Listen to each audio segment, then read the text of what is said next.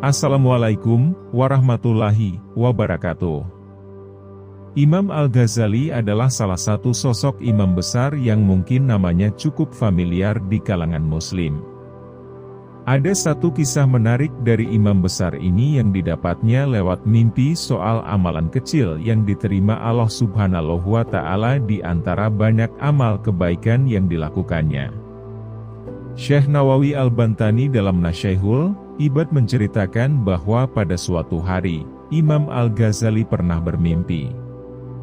Saat itu di mimpinya, Imam Ghazali ditanya tentang apa yang dilakukan Allah Subhanahu wa Ta'ala kepadanya. Ia pun menjawab bahwa Allah Subhanahu wa Ta'ala menghadapkannya ke hadiratnya.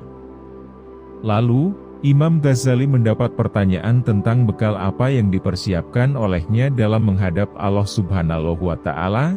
Amal apakah gerangan yang membawamu menghadap sampai ke hadiratku? Imam Ghazali lantas menyebutkan seluruh amal kebaikan yang pernah diperbuatnya selama di dunia. Namun, Allah Subhanahu wa Ta'ala ternyata menolak seluruh amalan yang disebutkan oleh Imam Ghazali. Sebaliknya, Allah Subhanahu wa Ta'ala justru menerangkan bahwa Dia tidak menerima amalan dari Imam Ghazali. Hingga akhirnya, Imam Ghazali menjawab pertanyaan tersebut dengan satu amal kecil yang pernah dilakukannya.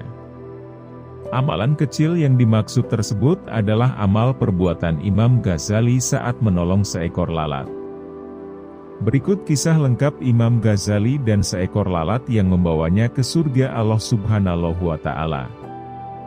Dikisahkan dalam buku Hujjatul Islam Al-Ghazali oleh Ustaz Ghafur Al-Latif, Imam Ghazali tengah tenggelam dalam aktivitasnya menulis sebuah kitab.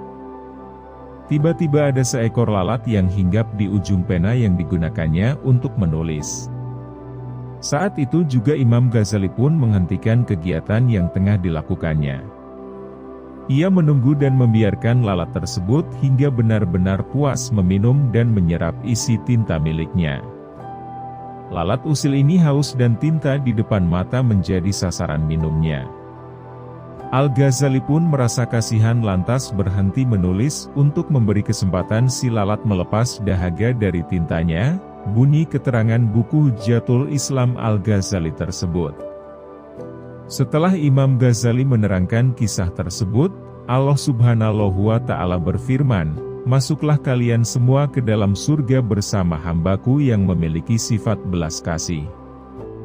Kisah Imam Ghazali ini menunjukkan bahwa ajaran Islam mendorong umatnya untuk menyayangi hewan.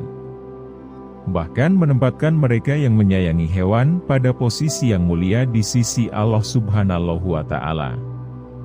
Hal ini juga sejalan dengan salah satu hadits yang disabdakan oleh Rasulullah Shallallahu Alaihi Wasallam.